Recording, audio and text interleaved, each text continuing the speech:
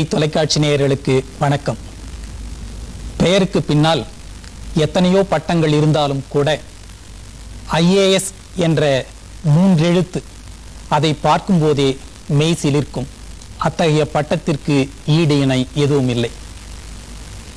பதவிகள் என்று எடுத்துக்கொண்டாலும் கூட அரசு பணிகள் 1000 இருந்தாலும் கலெக்டர் என்கிற பதவியின் பெயரை சொன்ன உடனேயே நாடி நரம்புகளிலெல்லாம் முறுக்கேறி ஒரு பெருமிதம் என்பது நிச்சயமாக ஏற்படும்.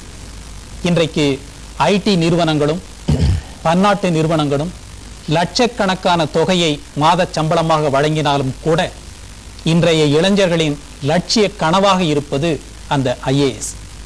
ஆக ஒரு காலத்தில் அத்தகைய கனவுகளை தாங்கி இருந்த இளைஞர்தான் இன்று பாரதியார் பல்கலைக்கழகத்தின் துணைவேந்தராக இருக்கிறார். அவருடைய கனவு இன்றைய இளைஞர்கள் வாயிலாக நிறைவேற்றுவதற்காக அரிய பல பணிகளை எல்லாம் மேற்கொண்டு வருகிறார். அதனுடைய ஒரு கட்டமாகத்தான் அண்ணா சிவில் சர்வீசஸ் பயிற்சி மையம் என்பது பாரதியார் பல்கலைக்கழகத்தில் தொடங்கப்பட்டு சிறப்பாக இயங்கி வருகிறது. நேயர்களே, இன்றைய நிகழ்ச்சியில் நாம் சந்திக்கவிருப்பது பாரதியார் பல்கலைக்கழகத்தின் துணைவேந்தரும் இந்த IAS பயிற்சி மையத்தின் மூலவருமான டாக்டர் சி. சுவாமிநாதன் அவர்களைத்தான். சார் வணக்கம். வணக்கம். நிகழ்ச்சியின் துவக்கமாக பொதிகை தொலைக்காட்சியின் சார்பாகவும் நேயர்கள் சார்பாகவும் உங்களுக்கு நெஞ்சார்ந்த வணக்கத்தையும் வரவேற்பையும் தெரிவித்துக் கொள்கிறோம்.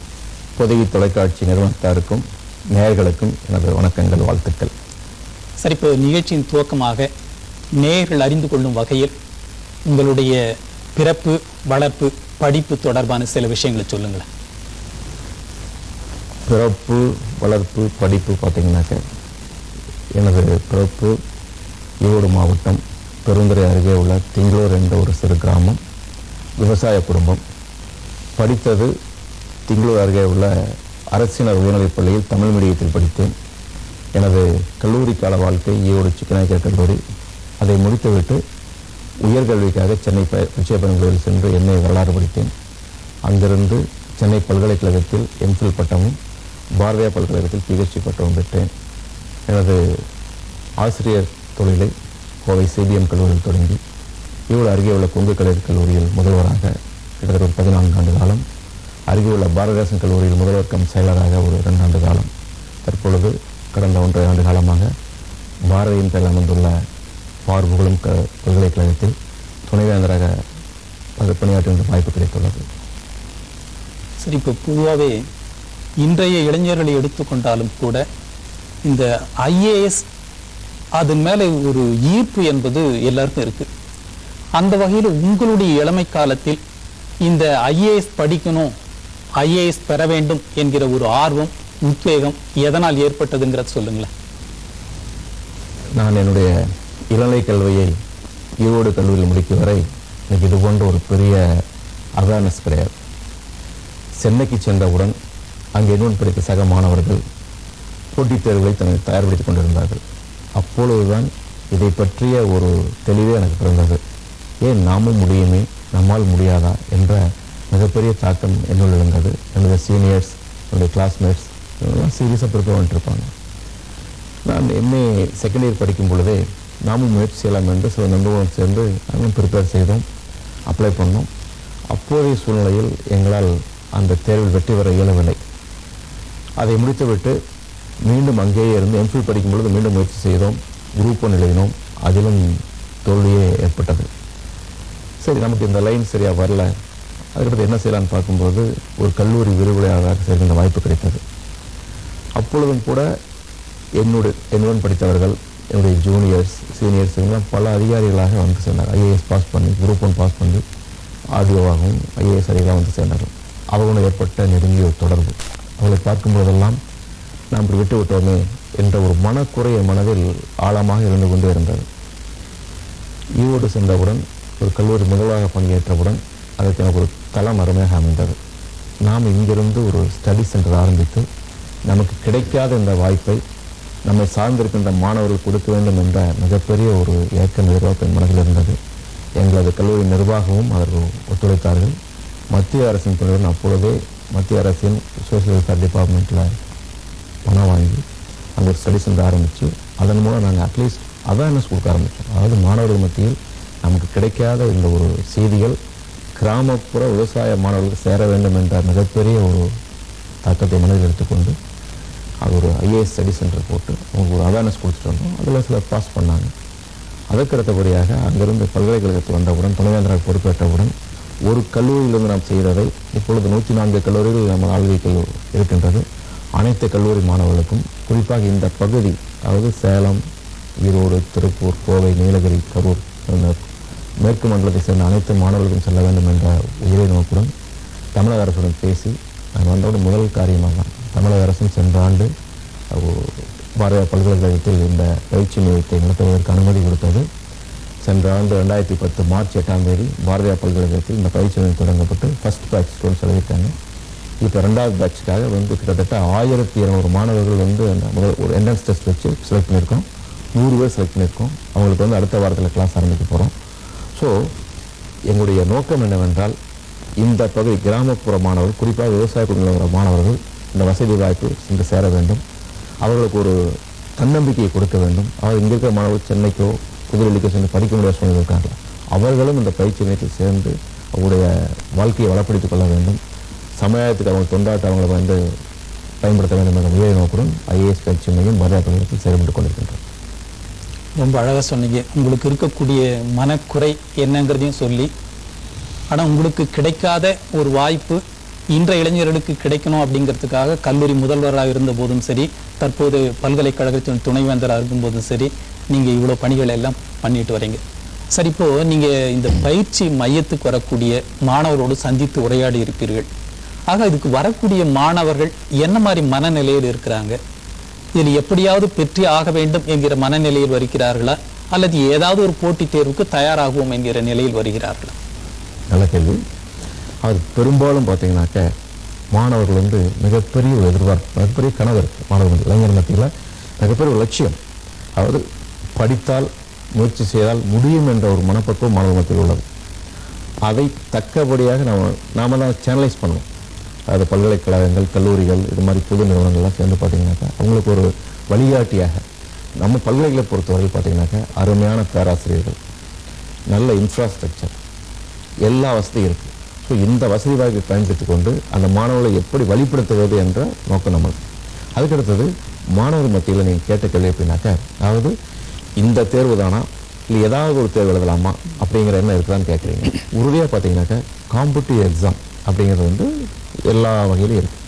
இப்போ அதில் அவங்களுடைய ப்ரைம் மோட்டிவ் ஐஏஎஸ், அது கிடைக்கலனா என்ன அப்படிங்கிறது அடுத்தது ஒழிய அவங்களுடைய குறிக்கோள் இலக்குங்கிறது பார்த்தீங்கன்னாக்கா அந்த ஐஏஎஸ் உடைய இப்போ ப்ரிலிமினரி எக்ஸாம், இந்த எக்ஸாம் பாஸ் பண்ணணும். அதுக்கடுத்தது மெயின் எக்ஸாம், அதுக்கடுத்தது பர்சனாலிட்டி டெஸ்ட், இன்டர்வியூ, இது மாதிரி அவங்க ஒரு ஸ்லாப் போட்டுருக்காங்க. இப்போ இந்த கம்மிங் மேல 3rd வீக்கில் ப்ரிலிமினரி எக்ஸாம். இந்த வருஷம் கூட பார்த்தீங்கன்னாக்கா அதை சிலபஸ் எல்லாம் மாற்றிட்டு அவங்க நம்ம பின்னாடி பேசுவோம். சரி, இப்போ நீங்கள் சொல்லும்போது இதனுடைய 3 கட்டத்தை சொன்னீங்க. அதாவது ப்ரிலிமினரி, மெயின், இன்டர்வியூ அப்படின்னு சொல்லிட்டு. இப்போ முதலாக இந்த ப்ரிலிமினரி எக்ஸாமில் அந்த முதல்நிலை தேர்வில் ஒரு மாற்றத்தை கொண்டு வந்திருப்பதாக அறிந்தோம். ஆக என்ன மாதிரி மாற்றத்தை சார் கொண்டு வந்திருக்காங்க? முதல்நிலை தேர்வில் பார்த்தீங்கன்னா இப்போது பேப்பர் 1 அண்ட் பேப்பர் 2 அப்படின்னு வந்திருக்காங்க. பேப்பர் 1க்கு 200 மார்க்ஸ், பேப்பர் 2க்கு 200 மார்க்ஸ். பேப்பர் 1ல் நீங்கள் ஹிஸ்ட்ரி, எக்கனாமிக்ஸ், ஜியாகிரஃபி, சயின்ஸு இதெல்லாம் பார்த்தீங்கன்னாக்கா ஜெனரல் ஸ்டடீஸ், அதுக்கடுத்தது இந்தியன் நேஷனல் மூமெண்ட், அதெல்லாம் ஒன்றா சேர்த்து பேப்பர் 1. பேப்பர் 2ல் reasoning, English, aptitude test, apps எல்லாம் வந்திருக்காங்க. இது மாதிரி இப்போ பார்த்தீங்கன்னாக்கா த்ரூ அவுட் த முதல் ஆப்ஷனில் இருந்துச்சு, அதில் சரி ஆப்ஷன் இல்லாமல் த்ரூ அவுட் த நேஷன் ஒரே மாதிரி, அதாவது சமச்சீர் மாதிரி பாருங்களா. அதாவது ஹிமாலயாஸ் டு கன்னியாகுமரி வரையிலும் பார்த்தீங்கன்னாக்கா எல்லாரும் ஒரே question paper, both English and ஹிந்தியில் இருக்கும். அது காமன் டெஸ்ட் ஃபார் ஆல். இதில் பாஸ் பண்ணாங்கனாக்கா வாட் நெக்ஸ்ட்னு பார்க்கல மெயின் எக்ஸாம் போகிறாங்க. மெயின் எக்ஸாம் வழக்கமாக ஒவ்வொரு வருஷம் நவம்பர் மாதத்தில் மெயின் எக்ஸாம் இருக்கும். அதில் ஒரு லாங்குவேஜ், இங்கிலீஷ், எஸ்ஏ ரைட்டிங், அப்புறம் ஆப்ஷனல் பேப்பர்ஸ் இருக்குது. அதையும் முடித்தாங்கன்னா அதுக்கடுத்தது பர்சனாலிட்டி டெஸ்ட், இன்டர்வியூ போகிறாங்க. இது மாதிரி 3 கட்டமாக தேர்வு நடத்தப்படுகின்றது. அதில் அதாவது ஒரு வேகன்சி பொசிஷன் இப்போ 1000 வேகன்சி இருக்குனாக்கா அதுக்கு தகுந்தபடி ஏன்னா கிட்டத்தட்ட 4-5 லட்சம் பேர் அப்ளை பண்ணுறாங்க. ப்ரிலிமினரி எக்ஸாமுக்கு கிட்டத்தட்ட 5 லட்சம் அப்ளிகேஷன் வருது. அது வந்து மெயினுக்கு எத்தனை பேர் வராங்கனாக்க அந்த எத்தனை வேகன்சி பொசிஷன் இருக்கோ அதுக்கு தகுந்தபடி ரேஷியோ போட்டு மெயின் கொண்டு வராங்க. அதில் முடி ஃபில்டர் பண்ணி கடைசியில் வந்து அதுலேயும் பார்த்தீங்கன்னாக்க அந்த ஹை ரேங்கிங்கில் வர மாணவர்களுக்கு மட்டும்தான் அந்த ஹோம் ஸ்டேட் கிடைக்கும், அல்லது அதர் ஸ்டேட் தான் ஆப்ஷன் இருக்கும். இது மாதிரி வேரியஸ் ஸ்டேஜஸ் இருக்கு.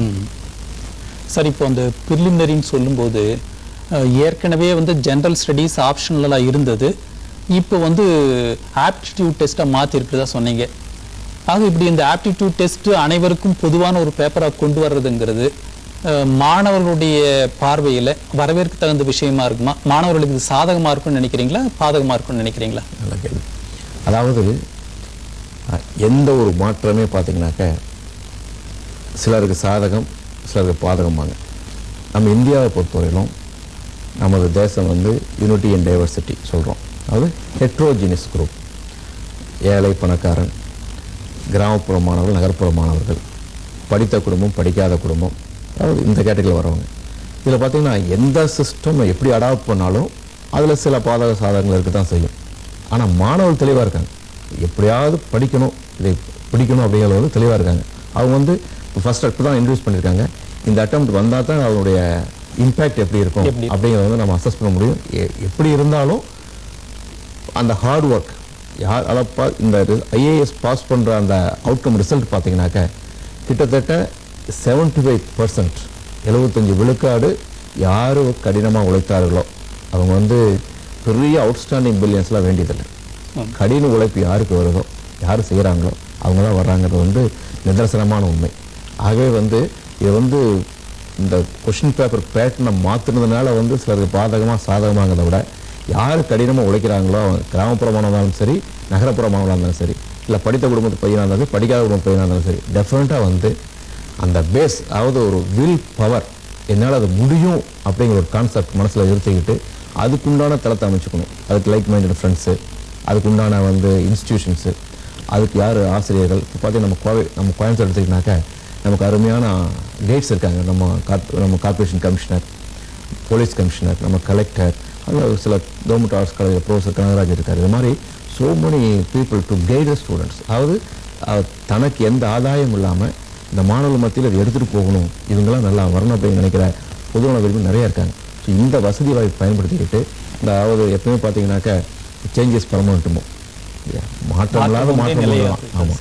ஆகவே இந்த மாற்றத்தை தனக்கு சாதகமாக பயன்படுத்திக்கிட்டு நாம் வந்து இதுக்கான முயற்சி எடுத்தோம்னா டெஃபினட்டாக வந்து அவங்க பாஸ் பண்ண முடியும் அப்படிங்கிறது என்னுடைய ஒப்பீனியன். அதுக்கு தகுந்தபடி நம்ம பாரதியார் பல்கலைக்கழகத்தில் பார்த்தீங்கன்னாக்கா அந்த பேஸ் எல்லாம் பண்ணிகிட்டு இருக்கோம்.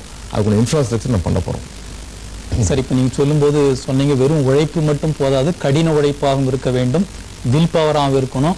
அதை அந்த அளவுக்கு என்விரான்மெண்ட் நம்ம சாதகமாக இருக்குன்னு சொல்லிட்டு நான் உங்களை குறிப்பிட்டு கேட்டு விரும்புவது என்னன்னு கேட்டிங்கன்னா, ஒரு இந்திய அளவிலும் சரி, தமிழக அளவிலும் சரி, இந்த மாதிரி பயிற்சி மையங்கள் அரசு சார்ந்ததாகவும் அரசு துறை சாராததாகவும் தனியார் அமைப்பு நிறைய இருக்கு.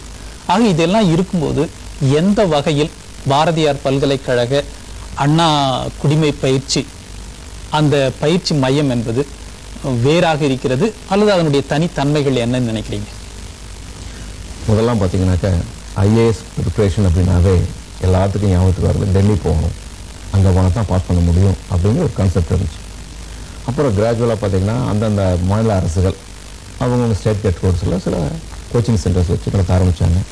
நமது மாநில அரசும் சென்னையில் வந்து ஒரு ட்ரைனிங் சென்டர் வச்சுருக்காங்க, அரசு பயிற்சி மையம்.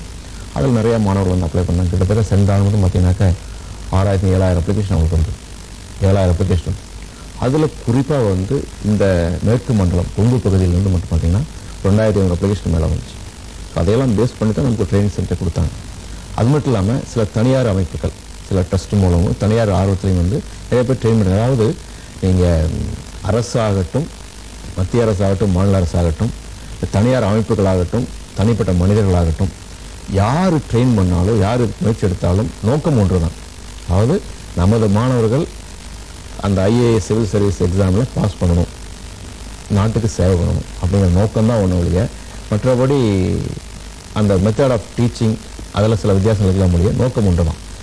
பாரதியார் பல்கலைக்கழகத்தை பொறுத்தவரையிலும் இந்த பகுதி மாணவர், அதாவது டெல்லிக்கோ சென்னைக்கோ செல்ல முடியாத மாணவர்கள், இந்த பகுதி மாணவர்கள் அவர்களுக்கு த பெஸ்ட் கோச்சிங், அதாவது கவர்மெண்ட் ஃபண்டிங், அதாவது மற்ற ப்ரைவேட் சென்டருக்கு போனாக்க கொஞ்சம் செலவு பண்ணி படிக்க வேண்டியது வரலாம். நம்ம பாரதியார் பல்கலைக்கழகத்தை பொறுத்தவரையில் கிட்டத்தட்ட மாதம் 800 ரூபா ஸ்டைஃபண்ட் கொடுக்குறோம். போர்டிங் லாட்ஜிங் ஃப்ரீயாக கொடுக்குறோம். நல்ல ஆசிரியர்கள், அதாவது யூனிவர்சிட்டிக்கும் பொழுது பார்த்தீங்கன்னாக்கா நல்ல ஆசிரியர்கள் அங்கேயே ஆல்ரெடி இருக்காங்க. அது மட்டும் இல்லாமல் வெளியிலேருந்து ரெப்யூட்டட் இன்ஸ்டியூஷன்லேருந்து ஆசிரியர் கொண்டு வர முடியும், கொண்டு நடத்திட்டு இருக்கோம். அது ரிசோர்ஸ் பர்சன்ஸ். ஸோ இவ்வளோ வசதி வாய்ப்புகள் நம்ம பாரதியார் பல்கலைக்கழகம் அமைச்சு கொடுக்குது. ஒரு அட்டம் அடிச்சுட்டு இருக்கோம். இதுதான் வந்து செகண்ட் பேட்ச். இப்போ தான் வந்து இதுதான் ஃபர்ஸ்ட் பேட்ச்னு கூட சொல்லலாம். சென்ற ஆண்டு கொஞ்சம் தாமதமாக கிடைச்சதன் காரணமாக முதலே அப்ளை பண்ணது மட்டும்தான் அதுக்கு வர முடிஞ்சது. இப்போ அப்படி இல்லை, ஃப்ரெஷ்ஷாக நம்ம வந்து பேப்பரில் ஆட் கொடுத்து அப்ளிகேஷன்ஸ் கால்ஃபர் பண்ணி அதை ஃபில்டர் பண்ணியிருக்கோம். 1500 அப்ளிகேஷன் போட்டாங்க, என்ன எழுதுனாங்க, அதில் 100 பேர் செலக்ட் பண்ணியிருக்கோம். உறுதியாக வந்து இந்த ஆண்டு எதிர்பார்த்த ரிசல்ட் கட்டாயம் கிடைக்கும் நான் எதிர்பார்த்துட்ருக்கேன். உங்களுடைய நம்பிக்கை வீணாக சார். நீங்கள் சொல்லும்போது சொன்னீங்க அந்த போர்டிங், லாட்ஜிங், கோச்சிங் எல்லாமே முற்றிலும் இலவசமாக வழங்கப்படுகிறது அப்படின்னு சொல்லிட்டு ரொம்ப மகிழ்ச்சியான விஷயங்க. ஆனால் இப்போது நீங்கள் இந்த காலத்து இளைஞர்களையும் இதுக்கு முந்தைய ஜென்ரேஷன் ஒப்பிட்டு பார்க்கும்போது ஒரு தொலைநோக்கு பார்வை, எப்படியாவது ஒன்றை வென்றெடுக்க வேண்டும் அப்படிங்கிற நோக்கம் இப்போ அண்மை காலங்களில் குறைஞ்சிட்டு வர மாதிரி தான் தோணுதுங்க. அதாவது குறுகிய காலத்தில் ஏதோ ஒரு படிப்பு படிக்கணும், ஏதோ ஒரு வேலை வாங்கணும், சம்பாதிக்கணும் அப்படின்ற மாதிரி தான் இருக்காங்களே ஒழிய ஒரு சமுதாயத்தில் வந்து ஒரு உயர்ந்த நிலைக்கு செல்ல வேண்டும், இந்த மாதிரி ஒரு உன்னதமான பதவிகளை எல்லாம் பிடிக்க வேண்டும் அப்படிங்கிற ஆர்வம் கொஞ்சம் குறைஞ்ச மாதிரி தான் இருக்கு. ஆக இந்த மாதிரி ஆர்வத்தை, இந்த மாதிரி ஐஏஎஸ் போன்ற படிப்புகளை, எப்படியாவது அது போன்ற பதவிகளை பெற வேண்டும் என்கிற உத்வேகத்தை ஏற்படுத்துவதற்கு என்ன மாதிரி வழிமுறைகளை பின்பற்றினால் நல்லா இருக்கும்னு நினைக்கிறீங்க? அதாவது இந்த பதவியில் இருக்கின்ற சாதகங்களை எடுத்து சொல்ல வேண்டும். அதுக்கடுத்தது வந்து சமுதாய சேவை. அதாவது ஒரு மாவட்ட ஆட்சித்தலைவர்னாக்கா நமது மாவட்ட ஆட்சியர் க்ளோஸ் அப்பில் ஒரு வாய்ப்பு செம்மொழி மாநாட்டில் கிடைச்சிருக்கு. அதாவது வீட்டில் அடிக்கடி பேசுவோம், நான் எங்கள் கஷ்டம் வரும்போதெல்லாம் வந்து நான் கலெக்டர் நினச்சிக்குவேன் அப்படின்னு சொல்லுவேன். ஏன்னா அவ்வளவு பணிகள் எப்படி முடியுது அப்படிங்கிற அளவுக்கு வந்து தனிப்பட்ட முறையில் பார்த்தீங்கன்னாக்கா பர்சனல் லைஃபே கிடையாது. அத்தனையும் சமுதாயம் சார்ந்த அரசு சார்ந்த பணிகள் தான் ஒரு மாவட்ட ஆட்சியர். அதாவது கடைசியாக ஆசிரியர்கள் நம்ம சொல்லுவாங்க இது வந்து ஒரு ஆத்ம திருப்தி அப்படின்னு. இப்போ அப்படிலாம் இல்லை. அரசு பணியில் குறிப்பாக ஆட்சி பணியில் இருக்கும்போது பார்த்தீங்கன்னாக்கா அவங்களுக்கு கடைசியில் அல்டிமேட்டாக நினைச்சது வந்து ஒரு ஆத்ம திருப்தி. அதாவது சமுதாயத்துக்காக மக்களுக்காக செஞ்சோம் அப்படிங்கிற ஒரு பணி செய்ய முடியும். அப்புறம் நீங்கள் சொன்னபடி பார்த்தீங்கன்னாக்கா சம்பாதிக்க வேண்டும் என்ற எண்ணம் வந்து எல்லாத்துக்கும் உண்டு. எனக்கு உடனே வேலை கிடைக்க வேண்டும், இன்ஸ்டன்ட் உண்டு. இருந்தாலும் இது போன்ற ஒரு பதவி வந்தால் எப்படி இருக்கலாம், எப்படி இருக்க முடியும், அடுத்த ஜென்ரேஷன் எப்படி இருக்கும் அப்படிங்கிறது வந்து நம்ம வந்து கல்லூரியில் நான் வெறுவாக இருக்கும்போது அடிக்கடி சொல்லுவேன். 3 ஆண்டு காலத்துக்கு கஷ்டப்பட்டேனாக்கா 30 ஆண்டு காலம் சரி, அடுத்து ஒன்று 3 தலைமுறை சரி நல்லாயிருக்கும் அப்படின்னு சொல்லுவேன். அது மாதிரி இந்த ஒரு 3 ஆண்டு காலம் வச்சுக்கோங்களேன். ஆஃப்டர் கிராஜுவேஷன் ஒரு 3 அட்டம்ப்ட்ஸ் பண்ணியும் அவன் கஷ்டப்பட்டு செட்டில் ஆகிட்டான்னா அந்த பேருக்கு பின்னாடி அந்த 3 எழுத்தும் வந்துருச்சுனாக்கா அவன் லைஃப் ஸ்டைலே மாறிடுது. அவனுடைய கேட்டகரியை பார்த்தீங்கன்னா கிளாஸ் 1 வந்துடுறான். ஒரு கடன்களை ஊழியர் பையன் கூட பார்த்தீங்கன்னாக்கா கிளாஸ் 1 ஆஃபீஸர் அப்படின்னு அந்த ஸ்டேஜுக்கு வந்துடுறான். ஸோ அதையே எடுத்து சொல்லணும், எப்படி உயர முடியும், எந்த உச்சத்துக்கு போக முடியும். இன்னும் வந்து நீங்கள் ரேங்க் ஹோல்டர்லாம் வந்துட்டாங்கனாக்கா அவங்களுடைய எண்ட் ஆஃப் த சர்வீஸ் பார்த்தீங்கன்னாக்கா அவங்க போஸ்ட் எங்கேயோ போய் நிற்கும். Chief election commissioner, cabinet secretary, அதாவது ஒரு கவர்டட் போஸ்ட் ஐஏஎஸ்னாக்கா அவங்களுடைய ஒவ்வொரு ஆஃபீஸோட எதையும் பார்த்தீங்கன்னாக்கா கேபினட் செக்ரட்டரி ரேங்க் வாங்க இல்லைங்களா. அந்த அளவுக்கு வர முடியும் அப்படிங்கிற ஆனால் ஒன்லி கல்வி தான். நீங்கள் வேற யாரும் பணம் தான் வந்து முடியும். டாட்டாஸோ பிர்லாஸோ இவன் ரிலையன்ஸ் குரூப்போ கூட அங்கே வந்து கொண்டு வர முடியாது. ஆனால் வந்து ஒரு ஏழை தொழில் ஒரு கார்பரேஷன் தொழிலுடைய பையன் கூட வந்து அந்த ரீச் பண்ண முடியும் அப்படின்னாக்கா அவங்களுடைய கடின உழைப்பு அந்த படிக்கணும். ஸோ அந்த அவேர்னஸ் நம்ம மக்கள் மீது கொடுக்கணும். ரொம்ப நல்லா சொன்னீங்க சார். அதாவது அண்மையில் பத்திரிகை செய்திகள் எல்லாம் பார்க்கும்போது கூட நீங்கள் சொன்ன மாதிரி சமுதாயத்தில் பொருளாதாரத்தில் உயர்ந்த நிலையில் இருக்கக்கூடிய குடும்பங்கள்லேருந்து வந்தவங்க அதிகமாக ஒன்றும் இல்லைங்க. எங்கோ ஒரு இடத்துல ஒரு ரொட்டி கடையில் வேலை செய்தவர்கள், பெற்றோர்களை எழுத படிக்க தெரியாதவர், அவருடைய பிள்ளைகள் இந்த மாதிரி நிலைமைக்கெல்லாம் வந்திருக்கிறாங்க. சரி, இப்போ பொதுவாகவே நம்ம இந்த டிஎன்பிஎஸ்சி எல்லாம் எழுதும்போது தமிழ் எழுதுகிறோம்.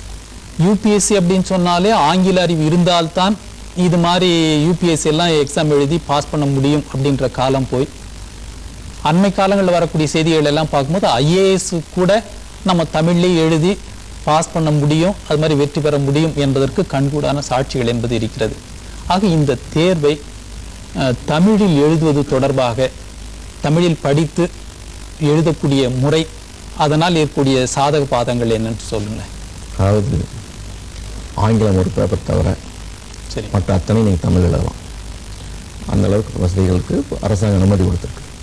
இதில் வந்து தமிழில் படிக்கும் பொழுது, அதாவது தன் தாய்மொழியில் படிக்கும் பொழுது, தமிழ் எழுதும் பொழுது பார்த்தீங்கன்னாக்கா அது ஆக்சுவலாக என்ன, அதாவது அந்த ரீசனிங் அதில் எழுதும் பொழுது உள்ளத்தில் என்ன இருக்கின்றதோ அதை அப்படியே வந்து எழுத்து வடிவில் கொண்டு வர்றது ரொம்ப அருமையாக வந்து எழுத முடியும். அதுவும் அந்த கட்டுரைகள்லாம் பார்த்தீங்கன்னாக்கா உங்களுடைய ஃப்யூச்சரை தீர்மானிக்கிற ஒரு தேர்வு அது. அதில் நீங்கள் உங்கள் தாய்மொழியில் நீங்கள் எழுதும் பொழுது அதனுடைய வெளிப்பாடே வந்து உளவுபூர்வமாக இருக்குங்கிறது என்னுடைய ஒப்பீனியன்.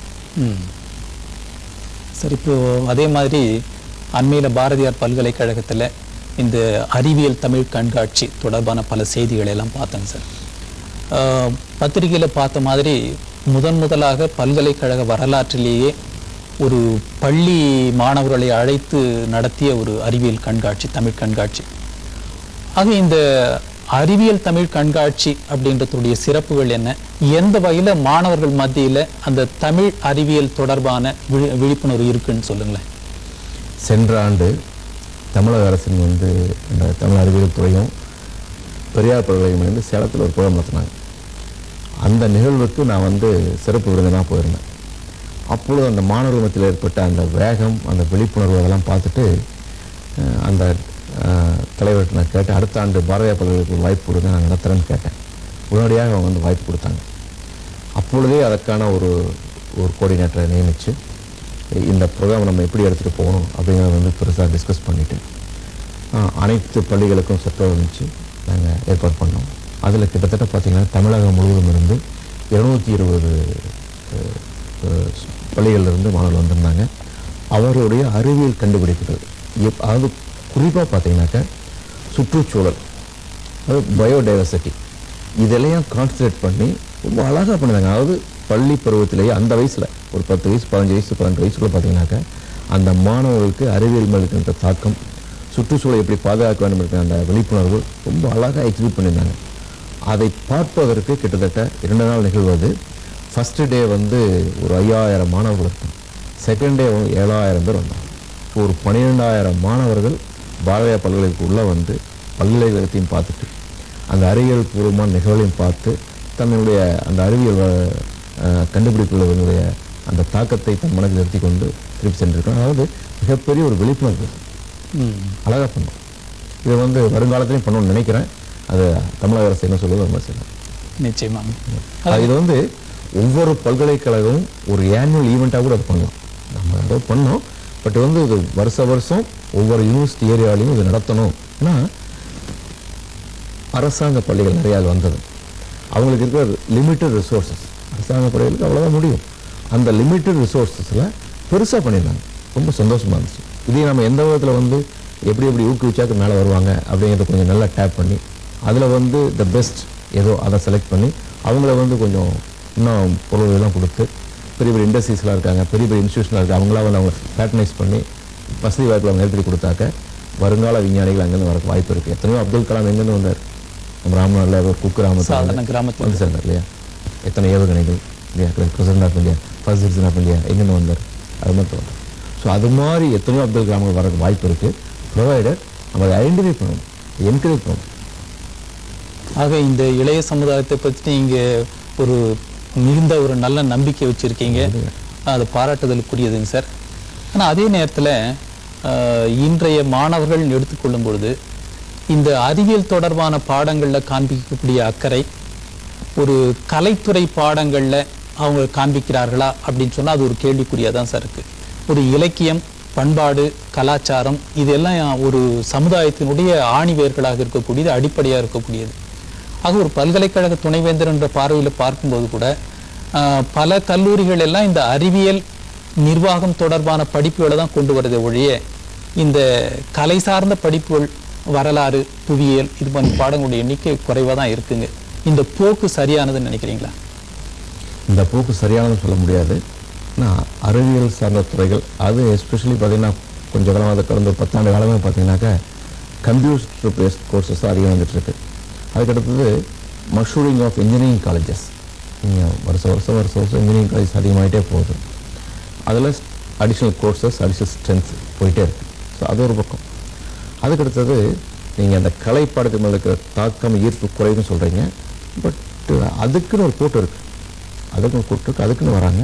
இன்னும் கொஞ்சம் அவங்கள வந்து இந்த கலைப்பாடங்களை படித்தால் அது என்னென்ன வசதியாக இருக்குது. நம்ம தான் அந்த ஐஎஸ் ஸ்டடிஸ் இந்த மாதிரி சொல்கிறோம் இல்லையா, இது மாதிரி உங்களுக்கு என்னென்ன வசதிகள் இருக்குது, வாய்ப்புகள் இருக்குது. ஏன்னா சயின்ஸ் ஸ்டூடெண்ட்ஸோட ஆர்ட்ஸ் ஸ்டூடெண்ட்ஸ் வந்து இது மாதிரி ஐஏஎஸ் தேர்வில் காம்படிட்டிவ் எக்ஸாம் நல்லா வர்றாங்க. அதுக்குள்ளான ஸ்டடீஸ் எல்லாம் கொடுத்து வர முடியும் அப்படிங்கிறது வந்து நம்ம எடுத்து சொல்லணும்.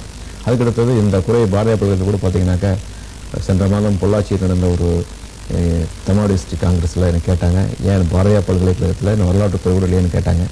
நான் அங்கேயே அவங்களுக்கு ஒரு உறுதி அளித்து வந்தேன். இந்த வரப்போகிற கல்வியாண்டில் வரலாறும் பண்பாடும், ஹிஸ்ட்ரி அண்ட் கல்ச்சர் அப்படிங்கிற ஒரு துறையை நாங்கள் ஆரம்பிக்க போகிறோம். அதுக்கு அரசு அனுமதி வாங்கி செய்ய போகிறோம் அப்படின்னு சொல்லிட்டு வந்திருக்கேன். வரப்போகிற கல்வியாண்டில் அதை செய்ய போகிறோம். நல்லது, மகிழ்ச்சி. சார், இப்போது இந்த நிகழ்ச்சியினுடைய நிறைவாக உங்களுடைய விளக்கமான ஒரு பதில் எது எதிர்பார்க்குறோம் அப்படின்னு சொன்னால், இன்றைய இளைஞர்கள் இது போன்ற ஐஏஎஸ் படிப்பு போன்ற ஒரு உயர் பதவிகளுக்கு செல்வதற்கு என்ன மாதிரி வழிமுறைகளை எல்லாம் பின்பற்றினால் அவருடைய இலக்கு, அவருடைய கனவு என்பது நனவாகும் என்பதற்கு என்ன செய்ய வேண்டும் என்கிறத ஒரு பட்டியலிட்டு சொல்லுங்களேன். அதாவது இன்றைய இளைஞர்களுக்கு வசதிகளும் வாய்ப்புகளும் நிறைய இருக்கு. பிளண்டிங் சொல்லுவோம் இல்லையா, எக்கச்சக்கமாக இருக்கு.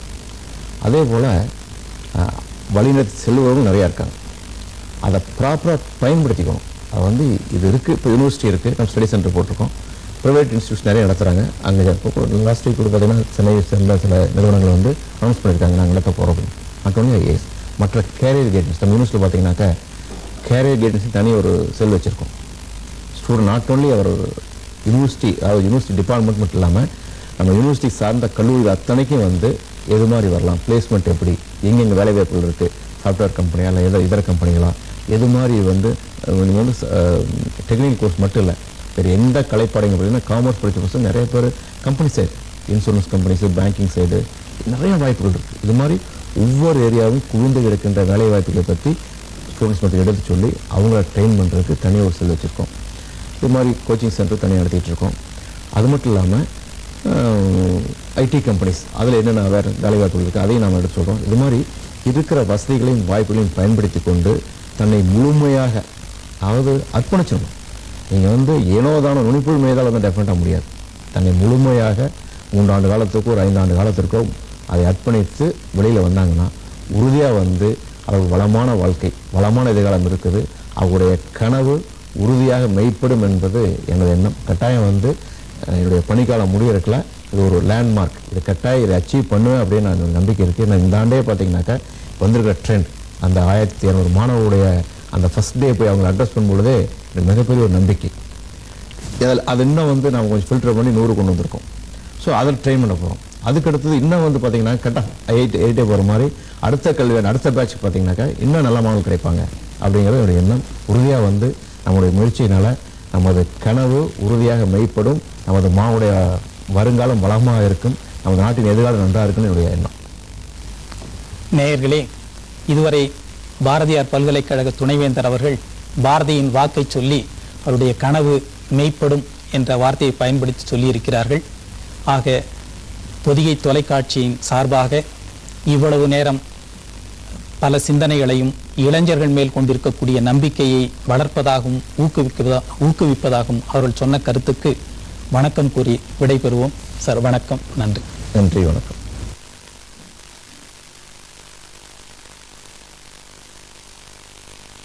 ருக்மிணி, என்ன செஞ்சிருக்க? இது அப்பா, இது